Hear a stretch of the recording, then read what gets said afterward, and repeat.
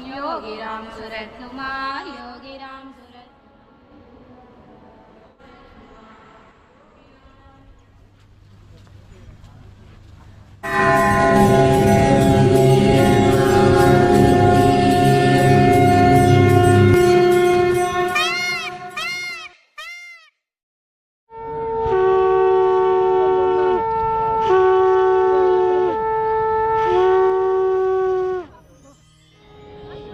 அனைவருக்கும் என்னோட அன்பான வணக்கங்களை நான் மீண்டும் தெரிவிச்சுக்கிறேன். நான் உங்கள் பிரம்மஸ்ரீ ரகு. நம்ம இன்னைக்கு எங்கே இருக்கோம் அப்படின்னு பார்த்தீங்கன்னா, தமிழ்நாட்டிலேயே தவத்துக்கு முக்கியமான தாய் வீடான திருவண்ணாமலை ஈஸ்வரர்கிட்ட தாங்க நம்ம இன்னைக்கு வந்திருக்கோம். திருவண்ணாமலை வரணும் அப்படின்னு மனசு சொன்னதுமே மறுநாள் காலையிலேயே வண்டி எடுத்துகிட்டு அங்கேருந்து புறப்பட்டு 380 கிலோமீட்டர் தொலைவில் வண்டியை ஓட்டிட்டு வந்துட்டேங்க. இங்கே வந்து பார்த்ததுக்கப்புறம் தான் தெரியுது, பௌர்ணமி விசேஷத்தினால மொத்த திருவண்ணாமலையே நிறைஞ்சி போய் இறைவனோட அருளை பக்தர்கள் அனைவருமே சந்தோஷமாக அனுபவிச்சுக்கிட்டு இருக்காங்கன்னு. திருப்திகரமாக மக்கள் வெள்ளம் கிரிவலத்தில் மனமயங்கி இருக்க, நம்ம வந்த வேலையை நம்ம பார்ப்போம் அப்படின்னு சொல்லிட்டு நம்ம வண்டி எடுத்துகிட்டு கிளம்பிட்டோங்க. நம்ம இப்போ எங்கே போய்கிட்டு இருக்கோம் அப்படின்னு பார்த்தீங்கன்னா, ரொம்ப முக்கியமான ஒரு 3 சித்தர்களை பற்றி தாங்க நம்ம இன்றைக்கி பார்க்க போகிறோம். அதில் ஒரு சித்தரை பற்றி தான், ஒரு சித்தரோட ஜீவசமாதிக்கு தான் நான் போய்கிட்டு இருக்கேன். திருவண்ணாமலையை பொறுத்த அளவில் ஆயிரக்கணக்கான மகான்கள் இல்லை, நம்ம கண்ணுக்கு தெரியாத லட்சக்கணக்கான சித்தர்களோ மகான்களோ கூட இருக்கலாங்க. நம்ம ஏன் ஒரு 3 சித்தர்களை மட்டும் குறிப்பாக கவனித்து அந்த 3 பேரோட இடத்துக்கு போகணும் அப்படின்னு நினைக்கிறோன்னு பார்த்தீங்கன்னா, மகா அவதார் பாபாஜியால் அனுப்பப்பட்ட அவரோட முக்கியமான சீடன் சந்தித்தவங்க தான் இந்த சித்தர்கள். நம்ம சேனலில் ஆரம்பத்திலேயே நம்ம அதை பற்றின விஷயங்களை பதிவு பண்ணியிருக்கோங்க. நம்ம என்ன பதிவு பண்ணியிருக்கோன்னு கேட்டிங்கன்னா, ஒரு 2 நூல்களை ரெஃபர் பண்ணி அந்த 2 நூலை ஆதாரமாக எடுத்து தான் நம்ம இந்த சேனலை ஆரம்பித்து பயணிச்சுக்கிட்டு இருக்கோம். இப்போ நீங்கள் பார்க்குறது எந்த மகானோட ஜீவசமாதி அப்படின்னு பார்த்தீங்கன்னா, யோகிராம் சூரத்குமார் அப்படிங்கிற சித்தரோட ஜீவசமாதிக்கு நம்ம போய்கிட்டு இருக்கோங்க. யோகிராம் சூரத்குமார் சாமியோட ஆசிரமத்து வெளி கேட்டுக்கிட்ட நம்ம வந்துட்டோங்க. அப்புறம் நம்ம அப்போ என்ன சொல்லிக்கிட்டு இருந்தோம்னா, 2 நூல்களை ஆதாரமாக கொண்டு தான் நான் என்னோடய பயணத்தை ஆரம்பிச்சிருக்கேன். நான் ஏற்கனவே இது வரைக்கும் பதிவு பண்ண வீடியோக்குள்ளே நான் சொல்லியிருக்கேங்க. அப்படி இந்த வீடியோவில் நீங்கள் என்ன கவனிக்க வேண்டியிருக்குன்னா, மகா அவதார் பாபாஜியால் அனுப்பப்பட்ட அந்த ஸ்ரீஎம் அப்படிங்கிற யோகி யோகிராம் சூரத்குமார் சாமியை சந்திக்கிறாங்க.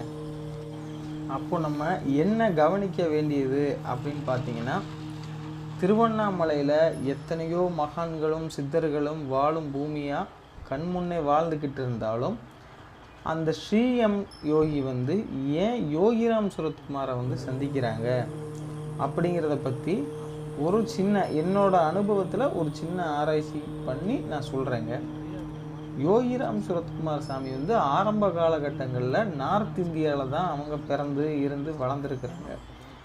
அப்போது நார்த் இந்தியனாக இருக்கக்கூடிய ஆத்மீகவாதியாக வந்த ஞானிகள் யோகிகள் எல்லாருக்குமே மகா அவதார் பாபாஜி சம்பந்தப்பட்ட பரம்பரைக்கும் இந்த யோகிகளுக்கும் ஏதோ ஒரு விதமான தொலைத்தொடர்புகள் எல்லா காலங்கள்லையுமே இருந்துக்கிட்டு இருக்குங்க.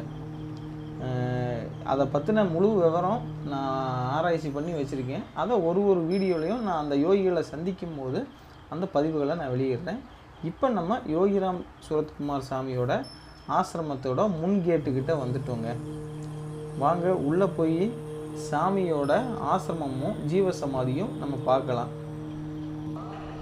योगीराम सूरत कुमार योगीराम सूरत कुमार योगीराम सूरत कुमार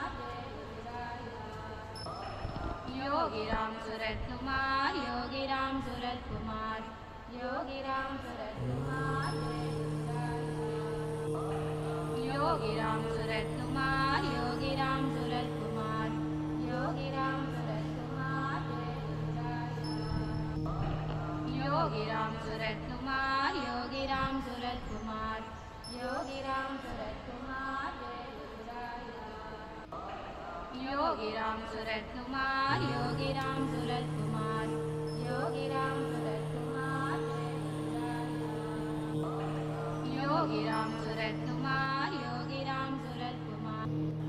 நம்ம இப்போ எங்கே இருக்கோம்னு பார்த்தீங்கன்னா சாமியோட ஜீவசமாதி மண்டபத்துக்கு உள்பக்கம்தாங்க நம்ம இருக்கோம். இங்கே முழுக்க முழுக்க மிக பெரிய அளவில் யோகிராம் சுரத்குமார் சாமியோட புகைப்படங்கள் ஃபோட்டோ ஹால் மாதிரி ஆக்கி ஃபுல்லாக வச்சுருக்காங்க. பெரிய பெரிய படங்களாக பழைய கால படங்கள் சாமியோட நினைவார்த்தமாக வச்சுருக்குறாங்க. ஜீவசமாதியை வீடியோ எடுக்கிறதுக்கு அனுமதி கிடையாதுன்னு நம்மகிட்ட முறையாக அவங்க சொல்லிட்டாங்க.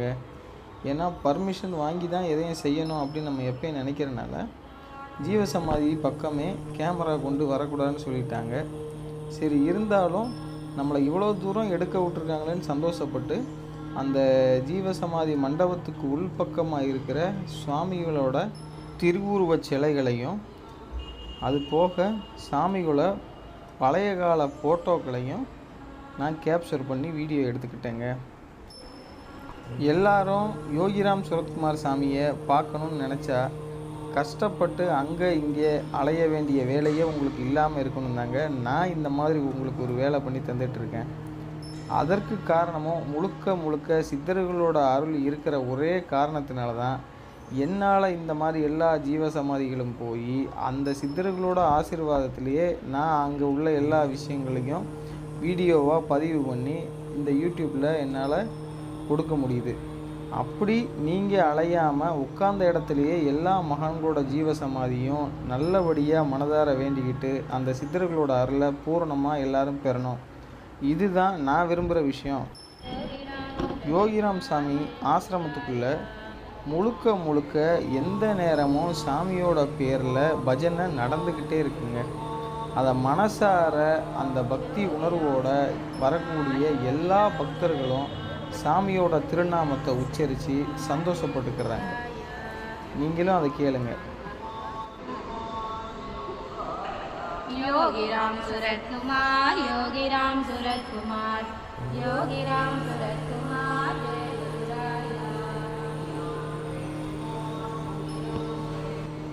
3 வெளிநாட்டு பெண்கள் பக்தி பூர்வமாக வந்து சாமியோட ஜீவசமாதியை தரிசனம் பண்ணிவிட்டு அவங்களும் கொஞ்ச நேரம் பஜனையில் கலந்துக்கிட்டு இப்போது கிளம்பி போகிறாங்க.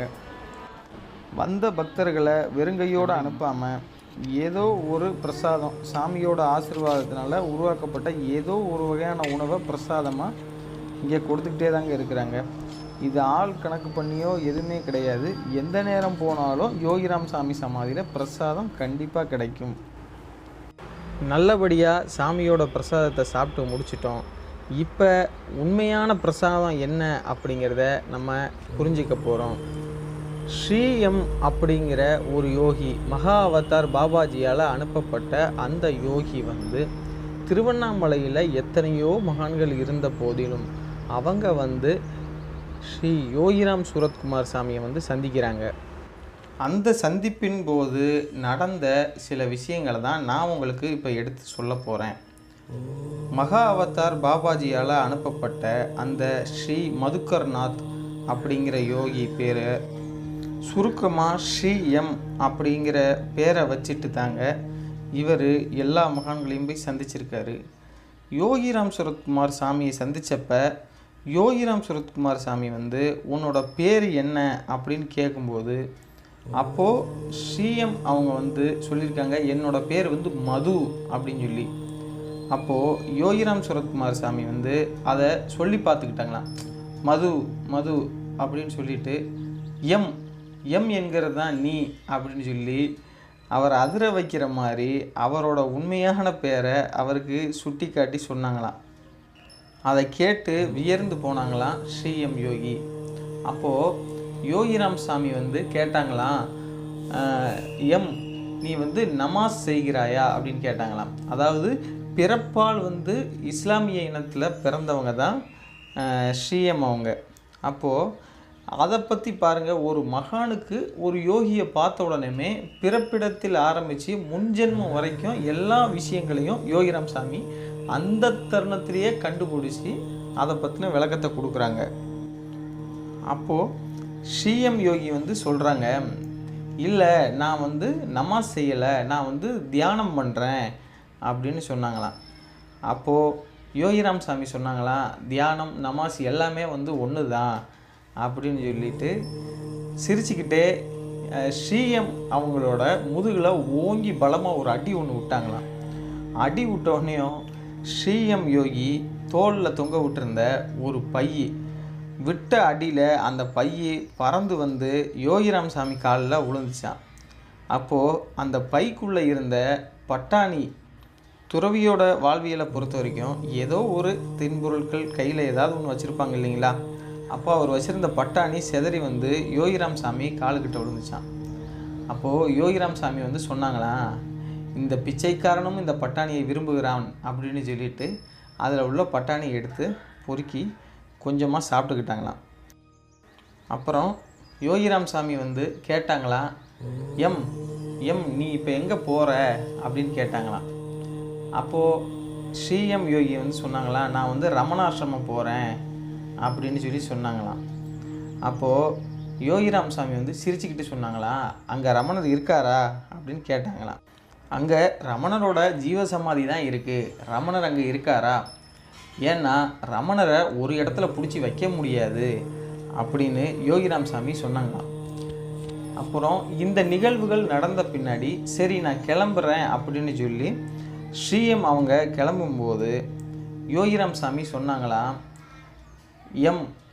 மனசு வந்து நல்லாவே இல்லை, ரொம்ப சுக்குநூறாக உடஞ்சிருக்கு, ரமணரை பார்த்தா இதை சொல்லு, எனக்கு மனசு நல்லா இல்லை அப்படிங்கிற செய்தியை கண்டிப்பாக ரமணர்கிட்ட சொல்லு அப்படின்னு சொல்லி யோகிராம் சாமி சொல்லி ஸ்ரீஎம் அவங்கள வழி அனுப்பி வச்சாங்களாம். ஒரு சித்தருக்கும் ஒரு யோகிக்கும் நடுவில் நடக்கப்பட்ட ஒரு அன்பான உரையாடலை பற்றி தாங்க நம்ம இந்த வீடியோவை எடுத்து பதிவு பண்ணியிருக்கோம்.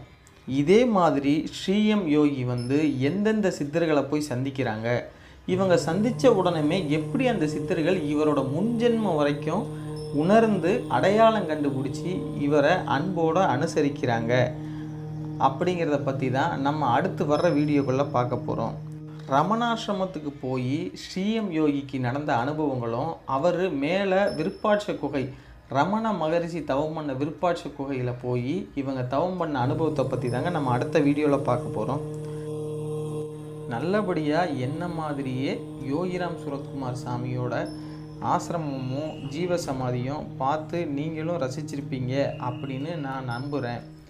இதே மாதிரி அடுத்து ஸ்ரீஎம் யோகி பயணிக்கக்கூடிய சந்திக்கக்கூடிய ஒரு மகான்களோட முக்கியமான தவம் சம்பந்தப்பட்ட ரகசியம் நான் போய் நேரடியாகவே உணர்ந்து அந்த உணர்வு பூர்வமாகவே நான் உங்களுக்கு பகிர தயாராக இருக்கேன். மறக்காமல் நம்ம சேனலை சப்ஸ்கிரைப் பண்ணாதவங்க சப்ஸ்கிரைப் பண்ணி வச்சுக்கோங்க. அடுத்து இதே மாதிரி ஒரு யோகியோட வீடியோவில் நான் உங்களை சந்திக்கிறேன். அனைவருக்கும் என்னோட அன்பான நன்றிகளை தெரிவிச்சுக்கிறேன்.